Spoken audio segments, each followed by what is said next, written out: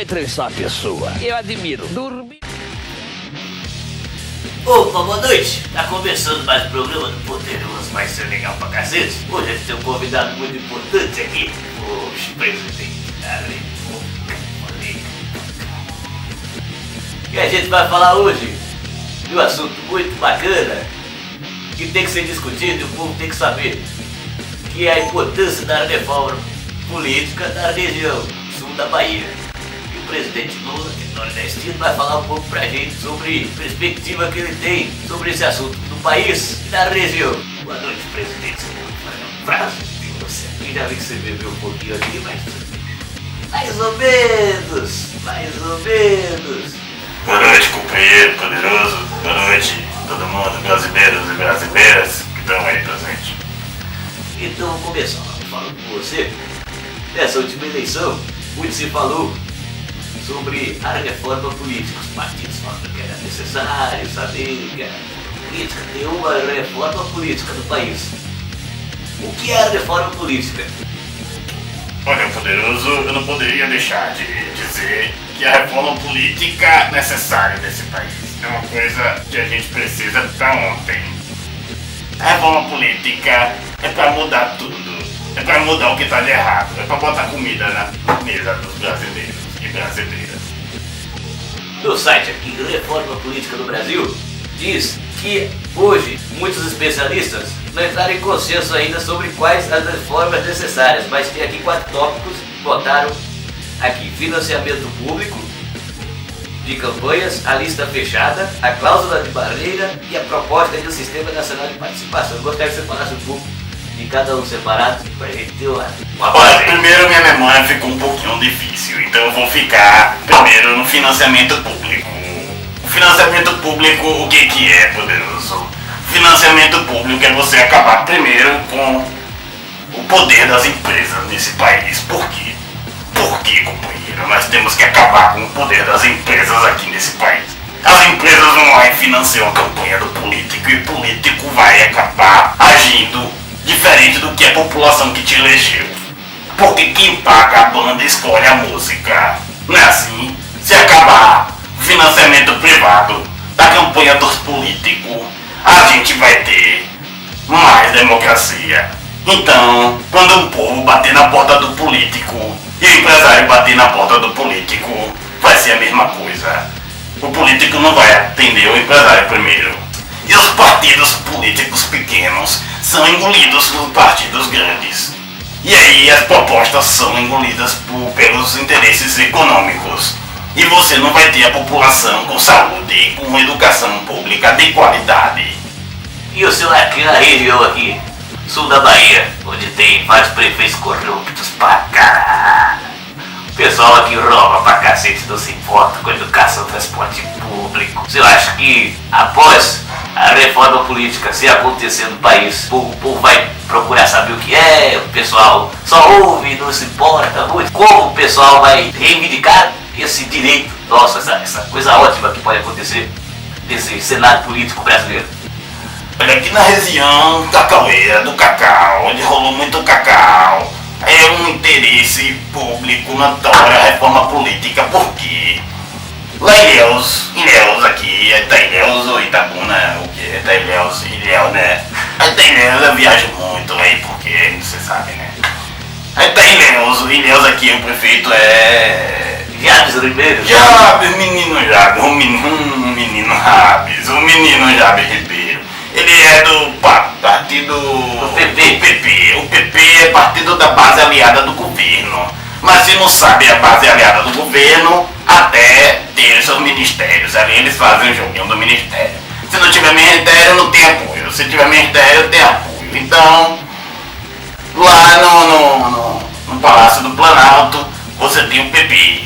Lá no Congresso Nacional, você tem o PP. Você chega aqui na região, você tem o PP. Qual é a proposta do PP? Quem aí sabe dizer qual o plano de governo do PP? Ninguém sabe dizer qual o plano de governo do PP. Aí chega aqui, o PP elege o menino Jabes Ribeiro. O menino Jabes Ribeiro, ele aceitou financiamento de empresário? Aceitou. Eu fiquei sabendo aqui, me contaram que ele aceitou, por exemplo, do Ronaldo Carleto. Um menino bom que tá lá no Congresso Nacional do Transporte Público. E aí tem um tal de uma empresa aqui amarelinha, eu acho que é Via Metro, isso, Via Metro. Então, companheiro, a Via Metro, ela vai aumentar a passagem ou vai reduzir a passagem, tendo um prefeito autorizando tudo? Ela vai aumentar a passagem. A qualidade vai ser boa ou vai ser ruim? Ela vai ser ruim, porque o prefeito que vai cobrar o empresário, ele tá no bolso do cara. Porque Ronaldo Carleto, através das empresas Via Metro, ela financia a campanha do prefeito. E na hora de representar o povo, quem tem o poder de fiscalizar as empresas de ônibus não é a prefeitura, poderoso, não é a prefeitura. E a prefeitura vai poder fazer o quê? Se o cara que bota dinheiro nas campanhas políticas aqui da região. E a saúde pública, como é que fica? Os postos de saúde. Se é mais interessante, por exemplo, Jaber Ribeiro receber das empresas dos planos médicos e sucatear os postos de saúde para poder o povo ir lá e dar dinheiro pros médicos. É mais interessante ou não? A gente precisa rever essa situação. Então a reforma política vai acabar com esse sistema.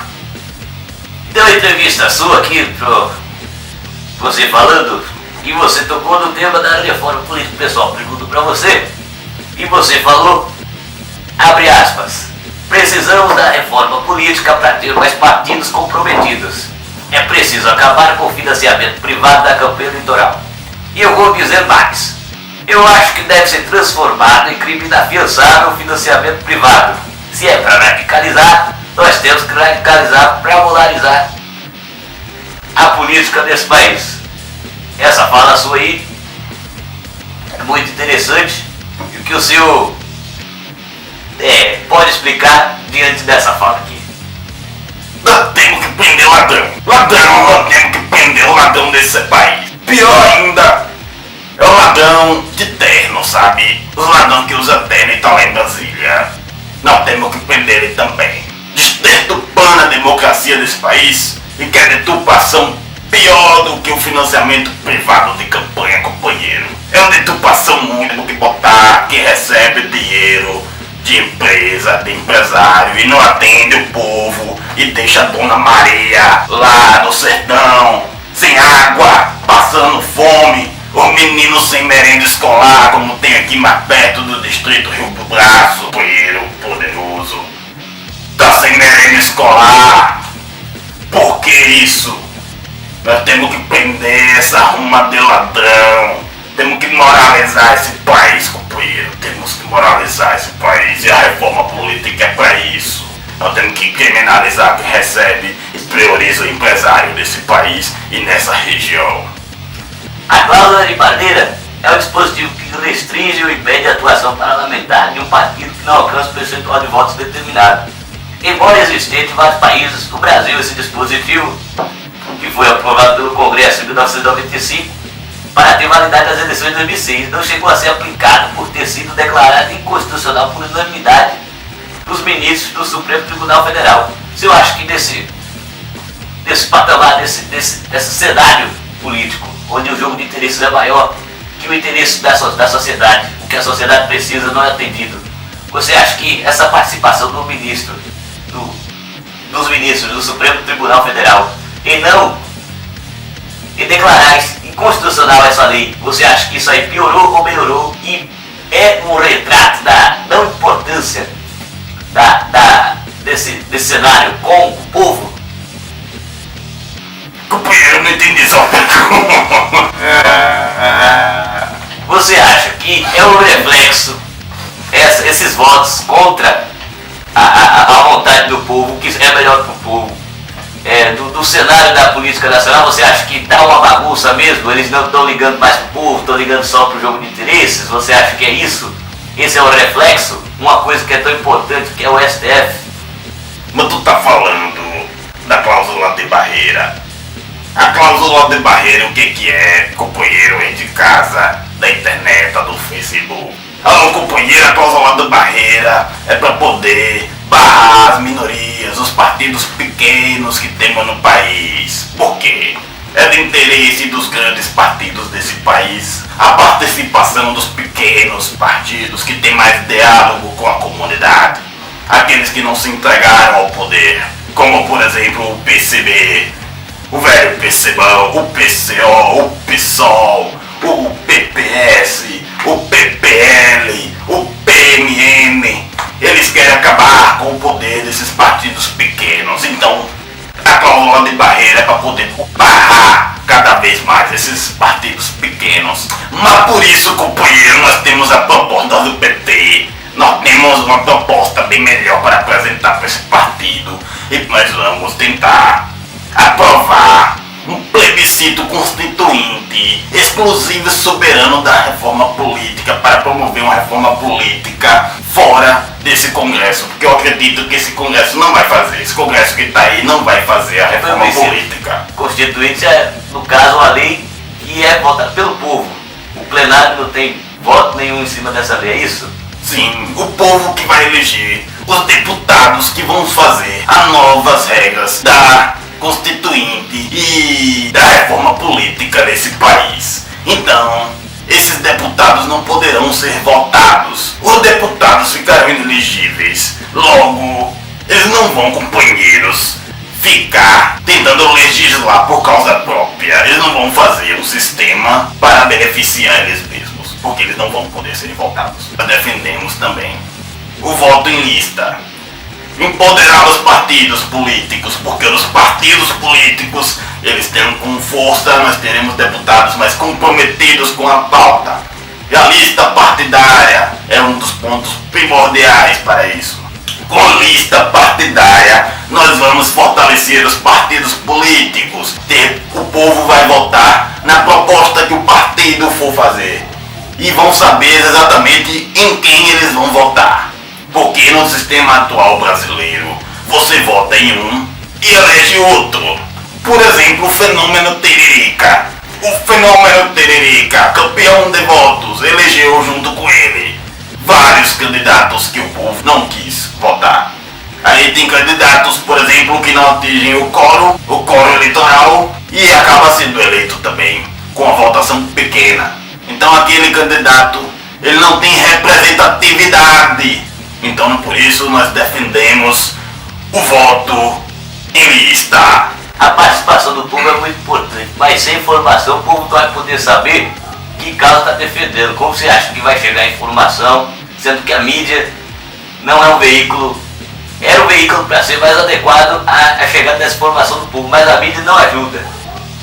Como essa informação vai ser passada para o povo saber o que está sendo discutido no Congresso, para o povo poder fazer engrandecer esse projeto de lei, para que essa lei possa ser aprovada. Olha, companheiro poderoso, nós temos que entender que a mídia, e qual o papel da mídia no cenário brasileiro político? A mídia atua como um quarto poder. E quarto poder nós não temos na Constituição brasileira. A mídia, ela serve para informar o povo brasileiro, mas ela acaba atuando de forma partidária. Ela é um quarto poder nesse país. Nós precisamos democratizar a mídia. É um dos papéis de um representante que queira garantir a democracia desse país. Nós temos que democratizar a mídia e dar voz ao povo da periferia desse país, ao povo do sertão baiano, ao povo do sertão nordestino, ao povo do norte, ao povo do Acre, ao povo de Goiânia, ao povo do sul. E apenas uma parte da população é retratada nesse país. Por isso nós precisamos democratizar a mídia para poder amplificar e diversificar as vozes desse país. Para isso nós precisamos de uma reforma política, para poder, através da reforma política, democratizar a mídia. E junto com a democratização da mídia, nós precisamos fazer várias outras pequenas reformas, como a reforma do judiciário. O poder judiciário, atualmente, ele tem muita influência política nesse país. Nós precisamos também de uma reforma do judiciário, para também nós puxarmos as outras reformas desse país, como a reforma agrária, a reforma tributária e a reforma...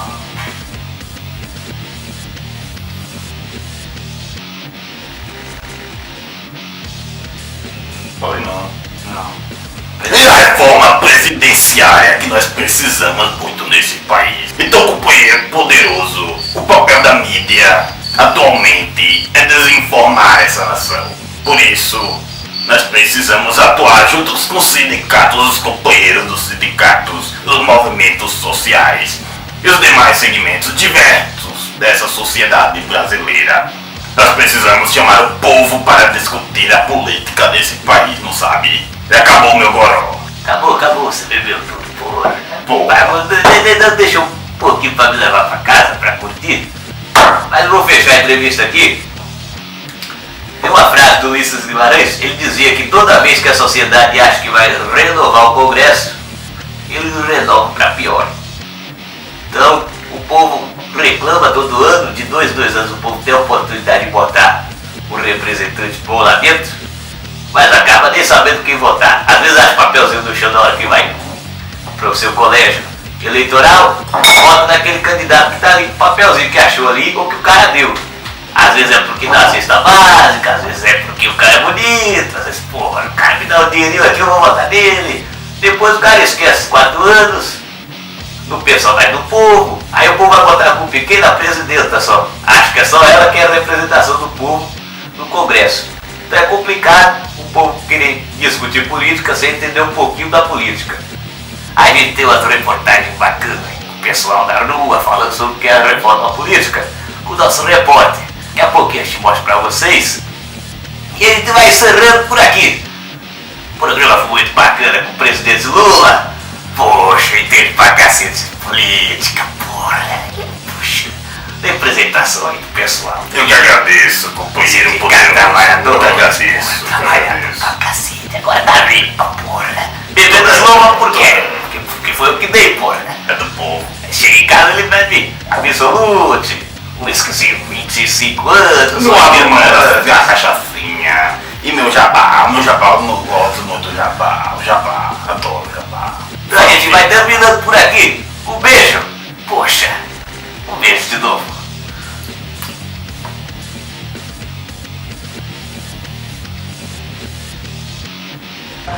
Então, qual a importância da reforma política para a região e o que o senhor entende como reforma política? A reforma política para a região, a importância dela é que vem trazer benefícios para a comunidade de um modo geral, principalmente para o comerciante, microempresário, para as indústrias e enriquecer, aquecer a economia, pois está deixando a desejar. A reforma política eu entendo como uma mudança na maneira como os partidos são organizados e como toda a estrutura partidária no final vai ser organizada. Importante, muito, desde que ela crie mecanismos para que a gente tenha condições de escolher melhor e de que quando escolher errado, essa escolha não se repita na próxima eleição. A reforma política é acabar com a corrupção, diminuir a corrupção existente, né, no meio político.